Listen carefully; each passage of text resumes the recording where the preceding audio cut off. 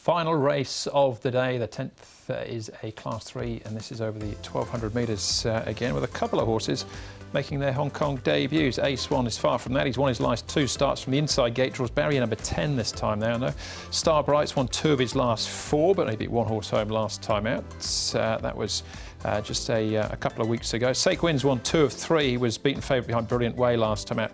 Power Kept won 3 starts back over the 1,000. Third course and distance behind Excellent Daddy last time. Super Baby debuts here for Ricky Yu. Keen Unity for Tony Millard. We've got Midori Beauty for Zach Pert and Chris So. Regency Bobo. Super Buddy had the stable change now with Me Choi. Gracie Love for David Hall and Luke Ferraris. Jumps from barrier 11. He was a winner 2 starts back in Class 4, Tom. Saquin can certainly go forward here. We know he does possess a good gate speed. Ace One from barrier 10 looks to come across. Highly proactive. He's been out of sorts for a wee while, and he did actually jump awkwardly last start. And then you've got Star Bright and Lucky Quality from barrier 4. Yeah, so he won't be far away. Power Kept, I think, in sort of settled midfield. Of the first starters, both Super Baby and Keen Unity haven't shown too much gate speed. OK, a couple of replays to have a look at in a moment. We'll start off, though, heading back to track work here as Nick catches up with Ruan Meyer. Ruan, Ace One has been a real find for you. A couple of rides, a couple of wins, and he'll run again on Friday. I bet you're looking forward to getting back on board. Yes, I'm very happy with this horse. You know, I couldn't got 2 winners with him last 2 starts, and he showed his great form this moment. I believe he's getting proven. A bit challenged this time because barrier 10, top weight, but I believe he's a easy horse to ride, so I try my best to keep his midfield and make him finish in the straight.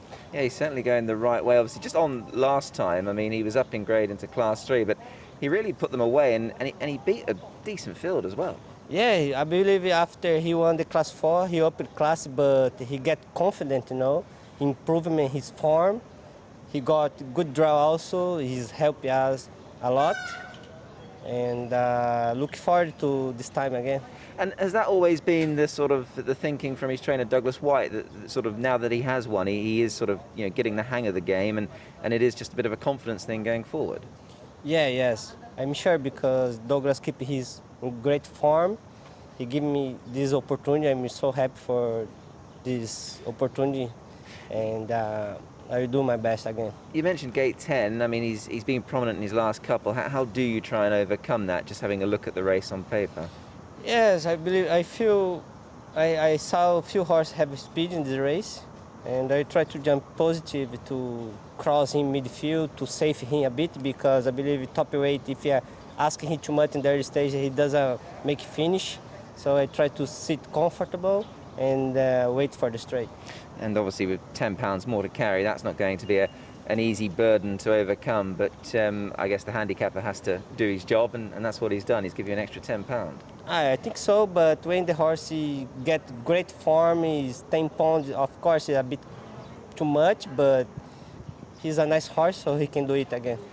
Ruan, you kept the ball rolling on Tuesday night with another winner. That's 27 winners now, 14th in the championship. You must be really pleased with the way this season's gone. Yes, I'm very happy about that, because I couldn't did good job at this moment.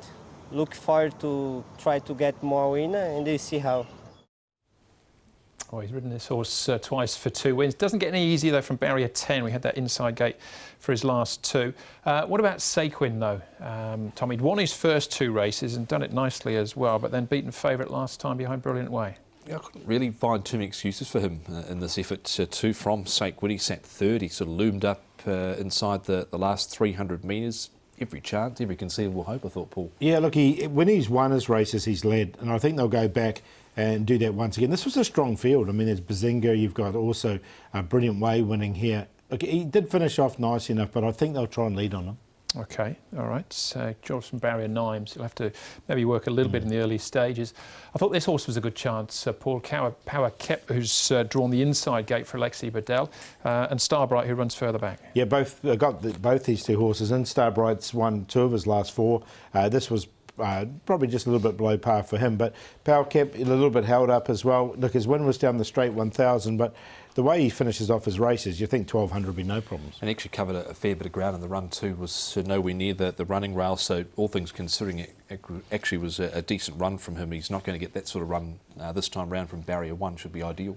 Yeah, whether Joe had the choice, Joe rode Power Cap there, he's sticking with Saquin. It might have just been a pre-booking situation. From the gates here, Tom, we can have a look at Midori Beauty. This was him on debut. I quite fancied him in actual fact, and Regency Bobo's in the field as well. It didn't go right for him. No, and there was market support for him off those trials, 5.6. Zach had been riding in those trials, didn't ride here a race day, missed the start, over-raced, was wide, so it was a complete forget for Midori Beauty. Didn't beat a rival home, and then was beaten 15.5 lengths here. So, look, he'd need to bring his A-game, Paul. He's drawn better this time, which is better, but he needs to settle, doesn't he? Yeah, and Zach's jumping back aboard, isn't he? He did ride him in the trials, so he does know the horse quite well. Look, I put him in on minor line on the back of those trials because you can't dismiss him on that one run, I think. Yeah, he stays in for me. I thought Super Baby of the debutantes had trialled quite well. Keen Unity trying to do it off one trial here. They're both sort of 15 and 24. But for favourite here is Power Cap. What are you thinking? Yeah, I've got him in as the Quinella horse behind Saquin, but I think that's the